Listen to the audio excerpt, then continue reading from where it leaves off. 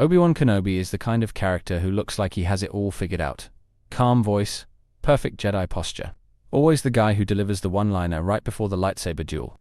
But if you peel back that Jedi robe just a little, what you find isn't serenity. It's a man barely holding it together. A man with more baggage than an airport carousel after a holiday weekend. And that's what makes him so endlessly fascinating. Think about it. He's not just the wise mentor we meet in A New Hope.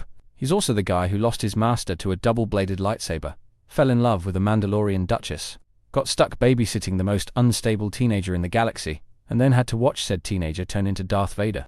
That's not just a backstory. That's a therapy session waiting to happen. And yet, Obi-Wan never cracks. At least, not in public. He smiles that tired little smile, makes a sarcastic remark, and moves on like nothing happened. But you can see it in his eyes. The man is carrying a galactic-sized weight and pretending it's just another Tuesday. It's like watching your friend insist they're fine while their apartment is literally on fire in the background. The crazy part is, for all his tragedy, he still somehow manages to be one of the most inspiring characters in the saga. He doesn't just survive, he adapts, he sacrifices, he keeps showing up even when life keeps smacking him in the face. There's something both heartbreaking and awe-inspiring about a guy who loses everything and still finds reasons to fight. And let's be honest, Obi-Wan is also unintentionally hilarious. He's got this dry sarcasm that slips out at the worst moments. He'll be surrounded by droids, about to die, and he just sighs like he's mildly inconvenienced. It's that perfect mix of exhaustion and wit that makes him feel so human. Because deep down, who hasn't wanted to roll their eyes while the universe falls apart around them? In this video, we're going to pull back the curtain and strip away the myth to reveal the man behind the Jedi. The brother who failed, Anakin the exile who lived in regret, and the reluctant guardian who carried the fate of the galaxy on his shoulders. By the end, you'll see Obi-Wan Kenobi in a whole new light.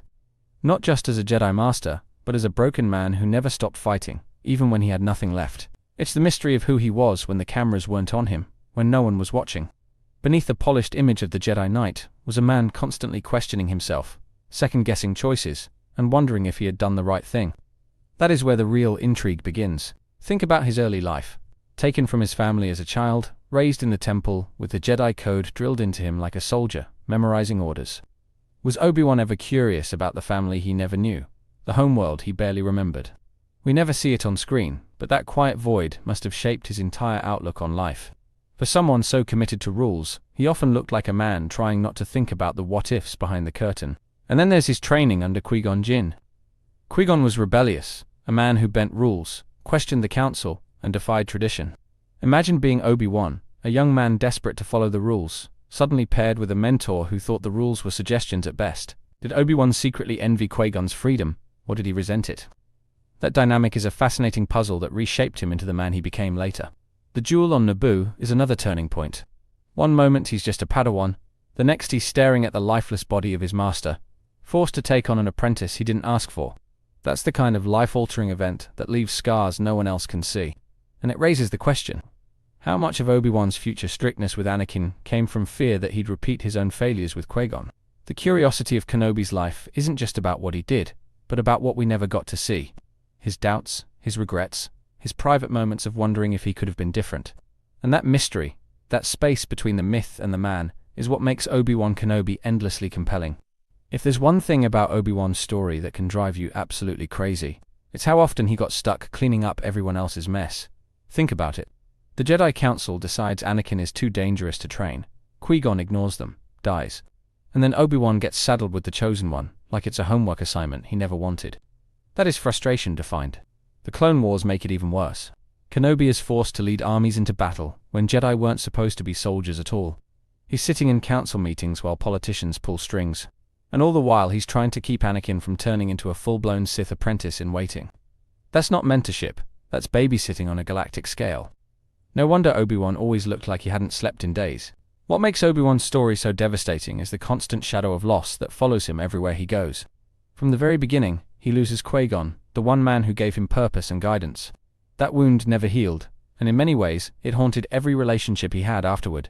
Then comes Satine Kryze, the Duchess of Mandalore, the love of his life, the one person who could have pulled him away from the Jedi path. But Obi-Wan chose duty over happiness, and when she was murdered by Maul right in front of him, he had to bury not just her, but also the life he could have had.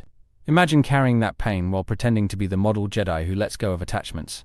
Its unbearable sorrow, wrapped in Jedi robes. The Clone Wars only deepen the heartbreak. Obi-Wan had to watch clone troopers he fought beside for years turn into enemies overnight during Order 66. Men he trusted, soldiers who called him General Kenobi, suddenly raising blasters at him without hesitation. The galaxy shifted in a single heartbeat, and he lost everything he fought to protect. And of course, the greatest sorrow of all was Anakin. Not just losing him to the dark side, but having to be the one to put him down. Watching his brother burn on the lava banks of Mustafar, listening to him scream in hatred. Obi-Wan walked away, not as a victor, but as a broken man who had just killed the last piece of family he had. That sorrow lingers in every look, every line of dialogue in the years that follow.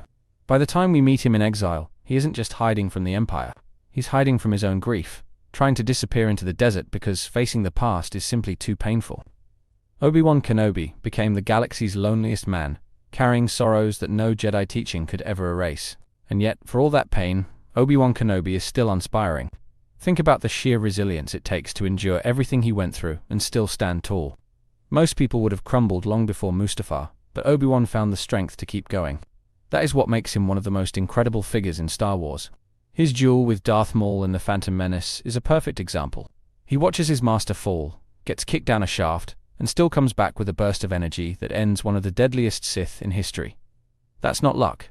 That's sheer willpower, the kind that makes you stop and think about what you'd do in that moment. For all the darkness that surrounds Obi-Wan, there's always a thread of hope woven into his story. Even after losing everything, he never gives up on the idea that the galaxy can be better. That's what makes him more than just a survivor. He's a believer in something greater than himself. Look at how he treats Luke. He doesn't dump the weight of prophecy on him, doesn't demand perfection, doesn't push him the way the Council pushed Anakin. Instead, he offers guidance and patience, letting Luke discover his path at his own pace. That small kindness is what plants the seed of hope for the rebellion. Even in the Kenobi series, we see that spark of hope return. At the beginning, he's broken, barely willing to draw his saber. But by the end, after reconnecting with the Force and facing Vader again, he rediscovers his purpose. That's the beauty of Obi-Wan. No matter how far he falls, hope always pulls him back up. And his legacy doesn't stop with Luke. Every act of resistance, every person who stood against the Empire, carried a piece of Obi-Wan's hope. His choices, his teachings, and even his sacrifices ripple across the galaxy. Without him, the story of Star Wars simply doesn't happen. The hope of Obi-Wan Kenobi isn't blind optimism. It's the kind born from loss and sorrow. The kind that understands the cost of failure, but still chooses to believe in the possibility of redemption. That is why Obi-Wan's story resonates so deeply with us all. In the end, Obi-Wan Kenobi's story is one of tragic resolution. He was a man who gave everything and received nothing in return. A man who saved the galaxy but could never save himself. And yet, that's what makes him unforgettable. His story reminds us that heroism isn't about winning, it's about enduring. He died alone on the Death Star, cut down by the apprentice he once raised, but even that death was a choice. Obi-Wan let Vader strike him down because he knew the fight wasn't his to win anymore. He understood that passing the torch to Luke was the only way forward. That tragic acceptance is what defines him. Every step of his life was marked by sacrifice. Giving up Satine, giving up Anakin, giving up the Jedi he once believed in, and in the end, giving up his own life. That's not weakness. That's the highest form of strength. Thank you for watching. Be sure to like, subscribe, and hit that share button. My main channel is Critical Analysis Hub, where I post Star Wars content about the movies. My secondary channel is Critical Analysis Hub Plus, where I focus on the shows of Star Wars. And my third channel is Critical Analysis Hub XP, where I post comic books. Be sure to take a moment and check them out. Thanks, and may the Force be with you.